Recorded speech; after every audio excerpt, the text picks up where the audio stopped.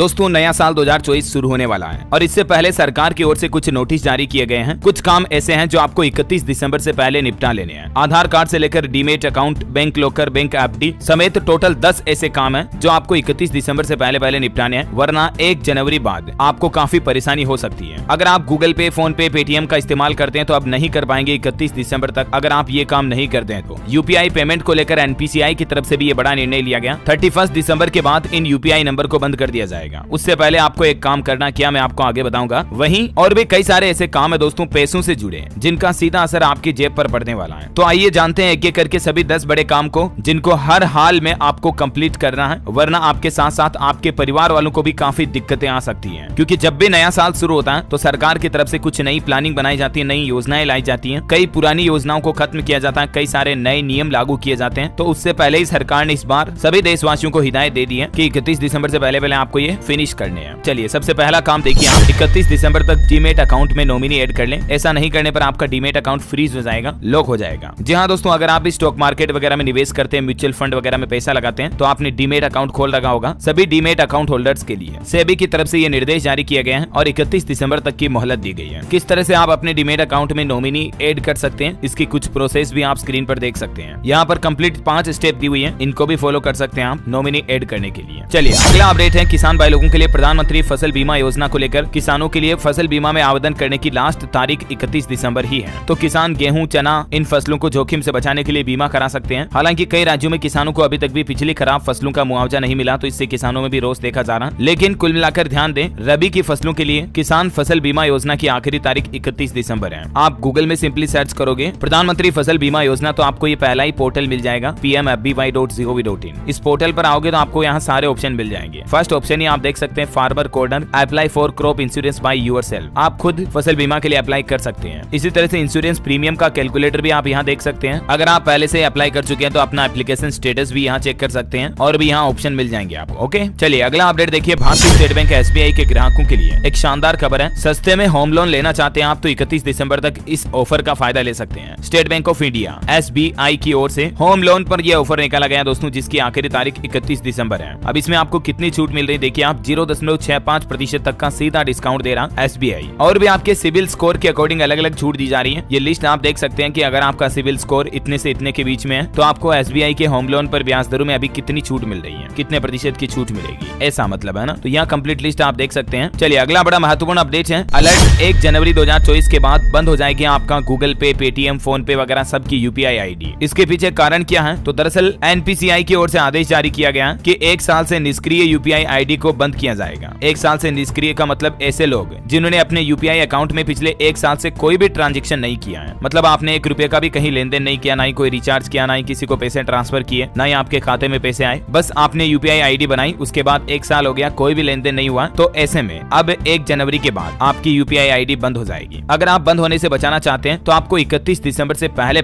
कुछ न कुछ ट्रांजैक्शन करना है। भले आप 1 रुपया किसी को भेज दीजिए या किसी को बोल दीजिए कि यार मेरे नंबर पर 1 रुपया डाल दो। 1 रुपया तो हर कोई दोस्त भी डाल देगा, इसमें कोई भारी बात नहीं है। तो इससे क्या होगा, फिर से आपको 1 साल तक की और छूट मिल जाएगी 2025 तक। वरना दोस्तों आपकी यूपीआई आईडी बंद हो जाएगी एक बार तो फिर चालू करने में काफी दिक्कतें आ सकती हैं। तो इसलिए 31 तारीख से पहले कोई भी छोटा बड़ा ट्रांजैक्शन जरूर कर लें। ओके, और दोस्तों बैंकिंग न्यूज से अगला बड़ा अपडेट है, जल्द ही बंद होने वाली ये 5 स्पेशल एफडी की स्कीम भी। कई सारे अलग अलग बैंकों की तरफ से दोस्तों स्पेशल एफडी स्कीम निकाली गई है, जिनकी लास्ट डेट भी 31 दिसंबर ही है। अभी इन एफडी पर आपको तगड़ा ब्याज मिल रहा है, क्योंकि ये नाम ही आप समझ पा रहे होंगे, स्पेशल एफडी स्कीम जो विशेष योजना के तहत ही निकाली गई है। देखिए आप किन किन बैंकों की ये स्कीम है। नंबर 1 एसबीआई की अमृत कलश स्कीम। इसमें अभी सीनियर सिटीजन को 7.5% से भी ज्यादा ब्याज मिल रहा है एफडी पर, लेकिन इसकी लास्ट डेडलाइन जो है 31 दिसंबर है। तब तक आप एसबीआई योनो ऐप के जरिए भी इस एफडी में निवेश कर सकते हैं या एसबीआई ब्रांच के जरिए भी फॉर्म भर सकते हैं। दूसरी स्कीम है दोस्तों आईडीबीआई बैंक की स्पेशल एफडी स्कीम। इसमें 2 अलग अलग टाइम पीरियड की एफडी स्कीम निकाली गई है, जिस पर आपको अधिकतम 7.60 और 7.75% तक ब्याज मिल रहा है और इसकी भी एफडी की लास्ट डेट 31 दिसंबर 2023 ही है। और तीसरा बैंक एक और एफडी पर ऑफर दे रहा है, इंडियन बैंक की स्पेशल एफडी स्कीम, जिस पर भी अधिकतम 7.75% और सीनियर सिटीजन के लिए तो 8% तक ब्याज ऑफर किया जा रहा है। और इंडियन बैंक की इस स्पेशल एफडी में भी आप 31 दिसंबर तक निवेश कर सकते हैं। ओके, और अगला अपडेट देखिए आप, स्टूडेंट छात्र छात्राओं के लिए खबर है, ऑनलाइन आवेदन 31 दिसंबर तक कर पाएंगे। राजस्थान बोर्ड के टॉप 20 परसेंटाइल की श्रेणी वाले छात्र इसके लिए आवेदन कर सकते हैं। राजस्थान में छात्रवृत्ति योजना के लिए कला, वाणिज्य, विज्ञान अलग अलग क्षेत्र के नियमित कॉलेज विद्यार्थी इस योजना के पात्र होंगे। राजस्थान बोर्ड बोर्ड के वो छात्र जो वर्ग में टॉप 20 परसेंटाइल की श्रेणी में आते हैं ना, वो सभी इसके लिए अप्लाई कर पाएंगे। तो ये छात्रवृत्ति के लिए ऑनलाइन फॉर्म 31 दिसंबर तक भरे जाएंगे। National scholarship portal NSP scholarships.gov.in इसका एड्रेस है, इसके जरिए आप ऑनलाइन अप्लाई कर सकते हैं, ठीक है ना। 31 दिसंबर को रात 12 बजे तक ऑनलाइन फॉर्म भरे जाएंगे। इस पोर्टल पर आओगे तो यहाँ पर आपको मिल जाएगा एप्लीकेशन कोड और न्यू रजिस्ट्रेशन बटन। चलिए अगली खबर देखिए आप। राशन कार्ड धारकों के लिए बड़ी खबर है। 31 दिसंबर तक आधार कार्ड के साथ राशन कार्ड की KYC कंप्लीट करवा ले, वरना लाभार्थी सूची से आपका नाम कट जाएगा। सीधा सिंपल ये कि राशन की दुकान पर जाकर आपको अपना आधार कार्ड जमा कराना है, फोटोकॉपी देनी है, मतलब नहीं कराने पर 1 जनवरी से उन सभी लोगों को राशन से नाम काट दिया जाएगा। राशन का फायदा आपको नहीं मिलेगा। देश भर के अलग अलग राज्य सरकारों की तरफ से ये निर्देश भी जारी कर दिया। जैसे बिहार में, उत्तर प्रदेश में भी 31 दिसंबर तक राशन कार्ड धारक अपनी KYC कंप्लीट कर लें, वरना आपको काफी सरकारी योजनाओं से वंचित रहना पड़ेगा। चलिए अगला अपडेट है दोस्तों, बैंक लॉकर को लेकर कुछ नए नियम जारी किए गए हैं। अगर आपने भी किसी भी बैंक में लॉकर ले रखा है तो अकाउंट में पैसा रखने से पहले RBI का यह नया नियम जान लीजिए, वरना आपकी जेब खाली हो सकती है। 1 जनवरी 2024 से ही RBI बैंक लॉकर के नियमों को बदलने जा रहा। उससे पहले आपको कुछ काम है जो निपटाना है। अगर आपने 31 दिसंबर 2022 से पहले बैंक लॉकर एग्रीमेंट पर साइन किया, यानी कि उससे पहले किसी बैंक से लॉकर लिया हुआ, तो अब आपको एक बार फिर से रिवाइज्ड एग्रीमेंट पर साइन करने की जरूरत पड़ेगी और ये साइन करके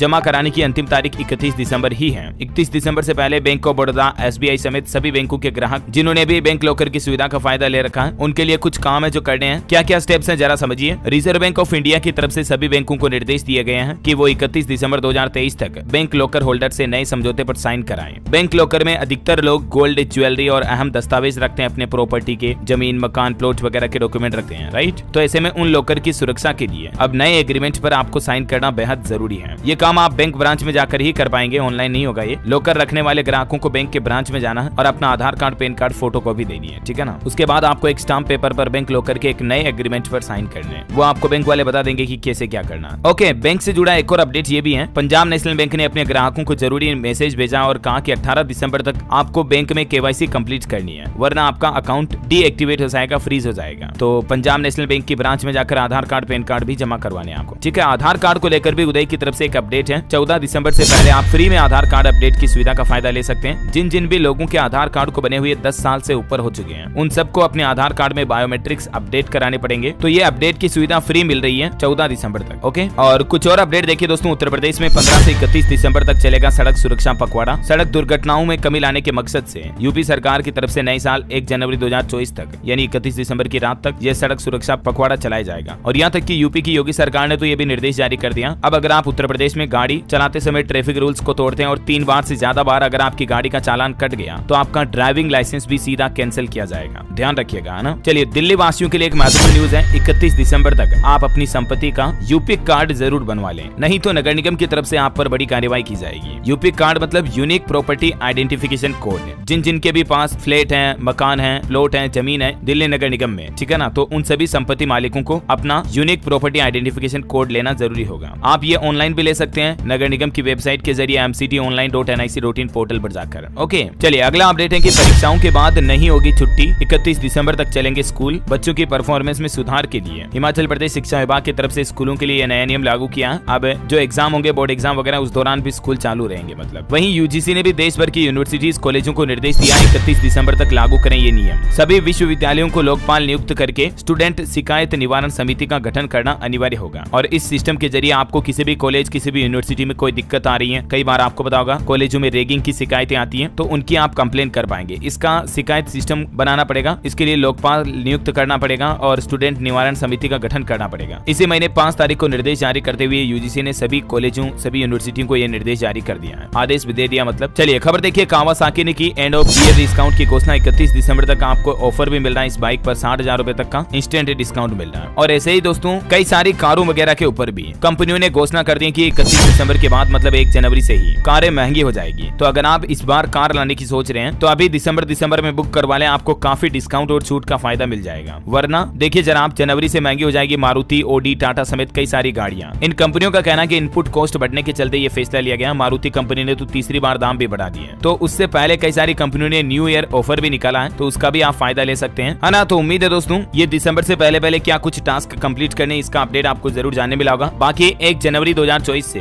हमारे देश में कई सारे नए नियम भी लागू होने जा रहे हैं। उन सभी बड़े बदलावों की न्यू रूल्स एंड रेगुलेशंस की लिस्ट में आपको अलग से चैनल पर बता दूंगा एक नए वीडियो में। तो बिल्कुल आप मेरे साथ जुड़े रहिएगा। चैनल को सब्सक्राइब करके बेल आइकन दबा दीजिए। इस वीडियो पर एक लाइक और शेयर भी जरूर कर दीजिएगा।